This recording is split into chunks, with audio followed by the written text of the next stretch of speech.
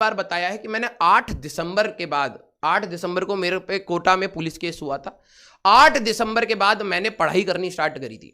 इसका मतलब ये नहीं है कि पहले मैं बिल्कुल पढ़ाई नहीं करता था, निल था, ऐसा कुछ नहीं है। पढ़ा था, थोड़ा बहुत कुछ इंपॉर्टेंट था सुन लिया, कुछ इंटरेस्टिंग था पढ़ लिया, लेकिन कोई ऐसा फ्लो नहीं था, कोई ऐसा रेगुलरिटी नहीं थी, कंसिस्टेंसी नहीं थी।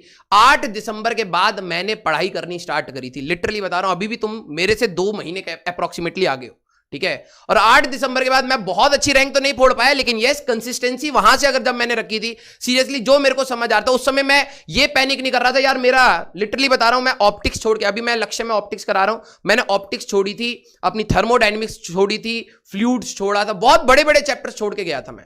लेकिन यस, जो मैं पैनिक नहीं करा, जो मेरे को आता था मैंने उसको शिद्दत से पढ़ा, उसको प्रैक्टिस करा, उसकी PYQs करे, उसको एनालाइज करा, उनको टेस्ट में भी उनको ही देता था।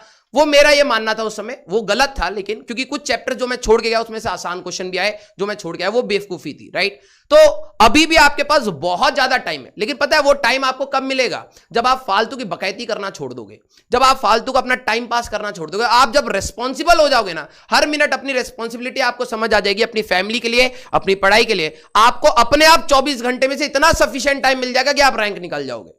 जिनको लगता है ना कि यार ये तो टाइम बहुत कम बचा है, इसमें तो सिलेबस भी होना है, उतना टाइम ही सफिशिएंट है। अगले साल अगर आप देखोगे तो आपके ड्रॉपर्स में से भी कई ऐसे बच्चे होंगे जो टॉप 100 में होंगे, तो वो उनको कहां से टाइम मिला? उनको एक्स्ट्रा थोड़ा ना मिला है, राइट। तो बेसिकली अब वो आपकी सोच है कि आप उस 24 घंटे को अपना लिमिट मानते हो या 24 घंटे को अपना अपॉर्चुनिटी मानते हो, वो आपका डिसीजन है।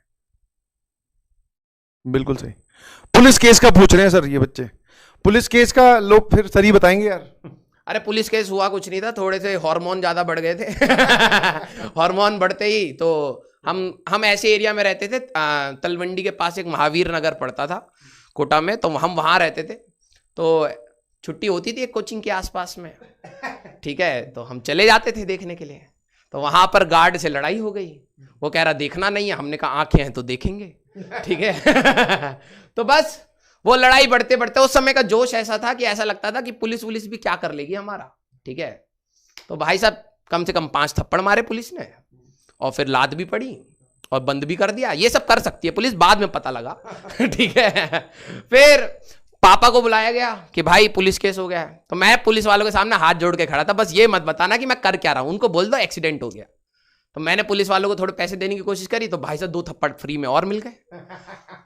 फिर पापा आए, पापा ने कहा बेटा तेरे को जो बकैती करनी है तू कर ले, मैं रिजल्ट वाले दिन बात करूंगा। और मेरे पापा वैसे बहुत चिल इंसान है, लेकिन उस समय मेरे को उनका डर, उनकी आवाज में वो जो गुस्सा था ना, वो फील हुआ। और फिर मैंने कहा भाई साहब, मैंने कहा पापा मेरी संगति खराब है मैं खराब नहीं हूं, अभी भी सही हूं, लेकिन मेरी संगति खराब है, प्लीज मेरा हॉस्टल चेंज करा दो। तो पापा ने एक बहुत अच्छा हॉस्टल ढूंढा जिसमें AC भी था, लेकिन सर्दी में AC काम नहीं आया, फालतू की फीस हमने वो दिया, बस पैसे दिए। फिर पापा चले गए, हमने तब वहां से पढ़ाई करनी स्टार्ट करी। तो ये पुलिस वाला केस था, ठीक है। और जितने हार्मोन्स थे बेटा, वो 5-6 थप्पड़ 2-3 लात घूसों में सब दब गए, ठीक है। तो आपके भी अगर हार्मोन्स ज्यादा बढ़ रहे हो, दबा लो बेटा, ठीक है, तभी वरना कोई और दबा देगा ठीक है। ये थी कहानी भाई। चलो सर मेरी 4 बजे क्लास, ठीक है भैया, चलो बाय बाय। एक बार सभी लोग सर को बाय बाय बोल दो। हाँ बाय बाय बाय, मेरी 4 बजे क्लास है, पढ़ते रहिए।